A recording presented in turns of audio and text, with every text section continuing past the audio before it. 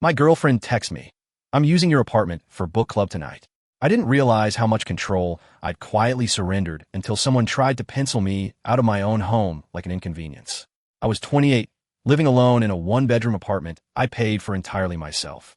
It wasn't impressive, but it represented something important to me: independence. It was the result of years of working, budgeting, and finally having a place where I didn't have to answer to anyone. I've been dating my girlfriend for a little over a year. We were close, spent a lot of time together, but we did not live together. She had her own apartment across town, her own roommate, her own bills. When I gave her the door code a few months into the relationship, I thought I was being thoughtful. It meant she could come over if I was running late. It meant she didn't have to wait outside. I saw it as access, not ownership. I didn't realize that distinction only existed in my head. Looking back, the shift was gradual enough that it felt normal while it was happening. She rearranged furniture because it made more sense. She replaced items because my taste was too minimalist. I came home one day to a decorative sign hanging above my couch, something cheerful and generic.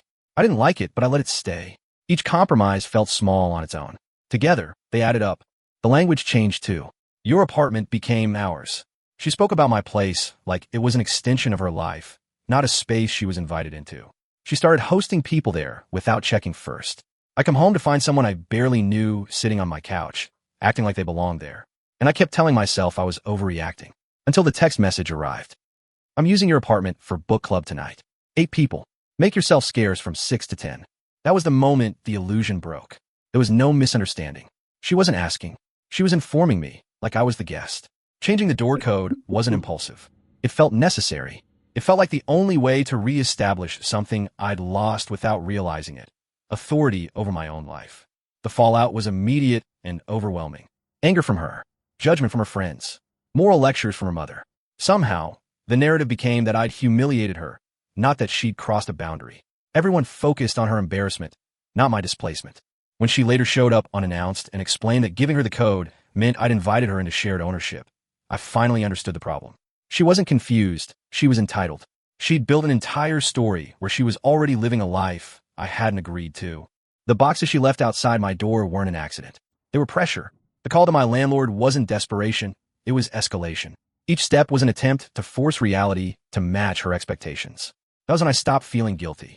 I realized that if I apologized, it wouldn't restore peace. It would erase me. It would mean accepting a future where my space, my time, and my decisions were always negotiable, but hers never were. So I didn't argue anymore. I didn't explain myself again. I didn't try to be understood by people committed to misunderstanding me. I chose quiet instead. I stayed home. I cooked dinner. I sat in silence without bracing for the next demand. For the first time in months, my apartment felt calm again. Not because the conflict was over, but because I'd finally stopped surrendering myself to it. And that's when I learned something I wish I'd known earlier.